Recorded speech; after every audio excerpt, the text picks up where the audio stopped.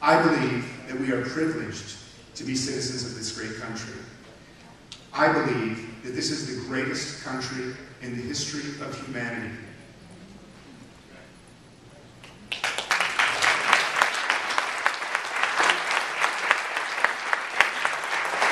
Ladies and gentlemen, what makes this country great, what makes this country exceptional, is not our government. It is the freedom of government.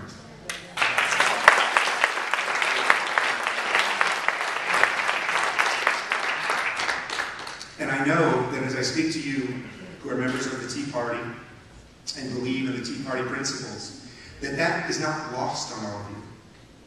Because I can tell you that in most countries in this world, you, this group, would be illegal.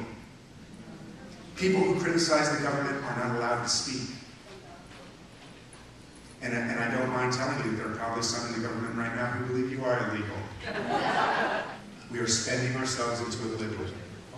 And we have a choice that we have to make now. Do we proceed along and become a country that proceeds from greatness into the pages of history? Or do we choose a different path? A path that returns us to the greatness that we all enjoyed over the years.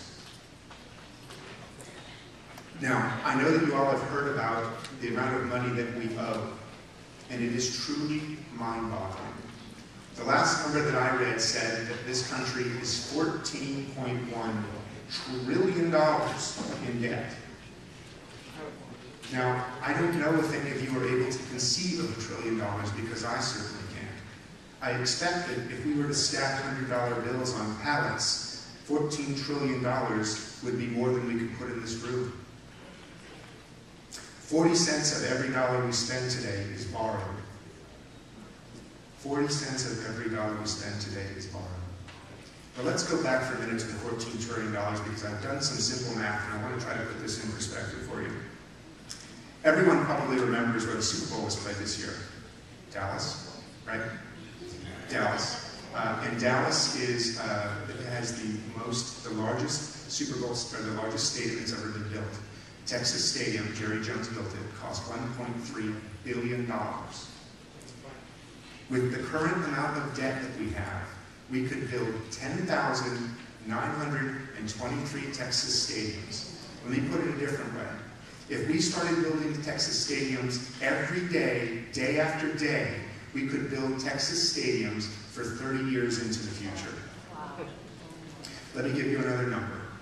Yesterday, the mega lotto was $312 million.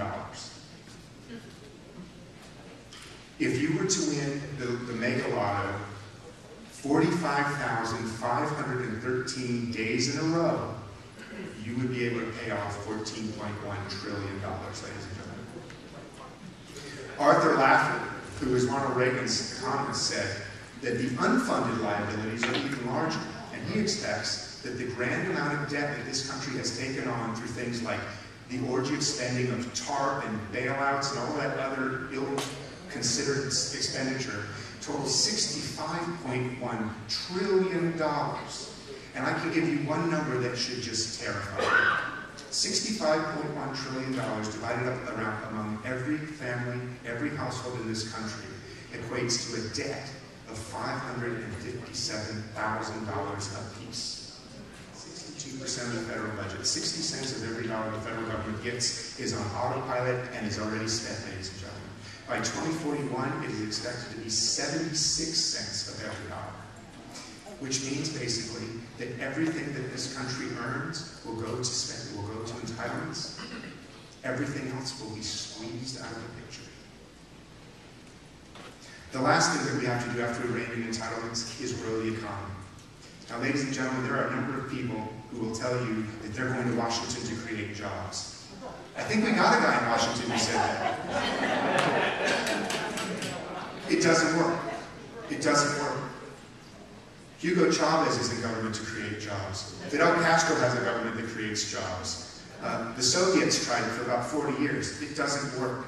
The way that we grow the economy, ladies and gentlemen, is with you out there exercising your rights and your freedom and your ingenuity and your intelligence to make your lives and your family's lives better. That is the only way to grow. this nation is past its prime, if you believe that government czars will be able to pick and choose who wins in this economy and will bring this country back to prosperity, don't vote for me. If you believe that private enterprise is the way that this country will grow and become stronger,